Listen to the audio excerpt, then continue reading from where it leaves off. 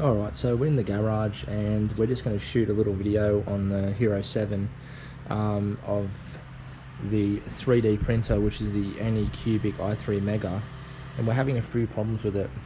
So I don't know if anyone can see this too clearly, but this was the letter C, and this is when I first noticed the problem. And just pretty much went off the rails and started going all AWOL and not actually following the G code that it's supposed to. You can see it just overlapped itself there.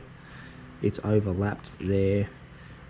It never filled in that area here. It's overlapped in a few spots. You can see right there.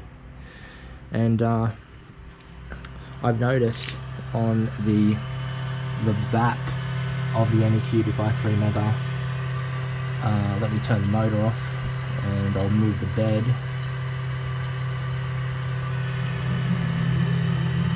So everything runs smooth this way and this way, but I've noticed the little stepper driver, which is here, is kind of, I don't know how to put it. So when I first got the printer, everything's working sweet.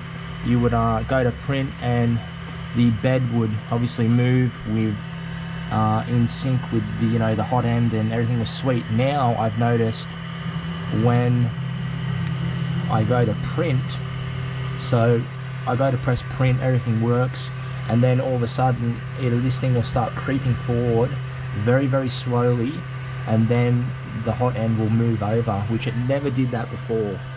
Now, does that tell me that the stepper motor in the back is something wrong with it? I don't know. That's why I'm making this video. So I'm going to just go ahead and print something.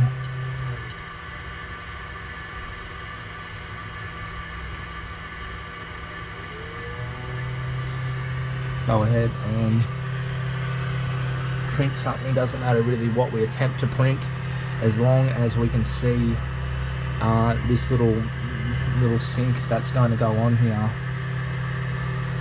So yeah, I've never had any issues with the Anycubic i3 Mega until a month ago. We had some crazy bushfires. It's kept in this cabinet with the lights that I built. Maybe it's not a good idea it's in the cabinet, but it is. This is over here. This is one of the fans that maybe I can use to maybe cool this thing down if it is a stepper motor or something to do with the circuit board overheating. I just got a little plug on there,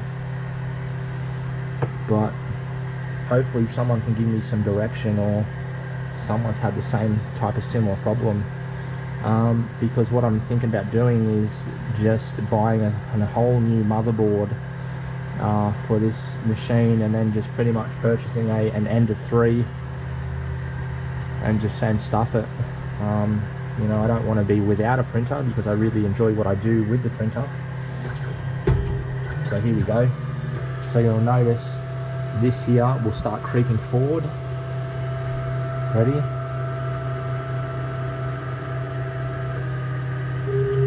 See that sound, guys?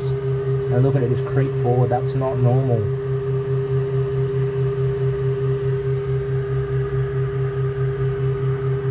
Like, is that something to do with the stepper driver? And see now, look, it's off target. It should start from the corner like it always did. And bear in mind, I haven't leveled this bed because I just haven't been able to get the print right. But yeah, it's probably going to just be all over the shop. But hopefully someone can diagnose just that little bit there, because I feel like that's the issue. And I felt like these were the stepper motors here. Actually, well, that is actually pretty hot, but it is 40 degrees. That one's not. That's cooler, but it is 40 degrees Celsius here in Australia. So I don't know, maybe someone can give me some ideas on what to do, because that little bit there where it creeps forward is not normal. In the year that I've had it, it's never done that. I've tried different slicers. I've updated Cura. I've tried what was it, slicer with a little E in it, slicer. No luck. So hopefully someone can point me in the right direction. There's a few really helpful people on Facebook that are trying to sort it out for me and go over the steps, which I appreciate everyone that's actually messaged me and is willing to take the time to try to sort this out, considering you don't know me from really anyone. It just shows what a real nice community 3D printing is, and let's hope we can get all this sorted. So I hope to hear back from anyone that's watching, or anyone that's got some at least feedback on what I should do, because if it is the rear stepper motor, I'm a bit kind of, you know, weary on how to cool it, you know, and how am I supposed to feel if it's hot? Like, I don't really feel too safe taking the cover off, even though I've taken the cover off before, but taking the cover off while it's running. Hopefully someone can point me in the right direction though. Thanks for watching, everyone.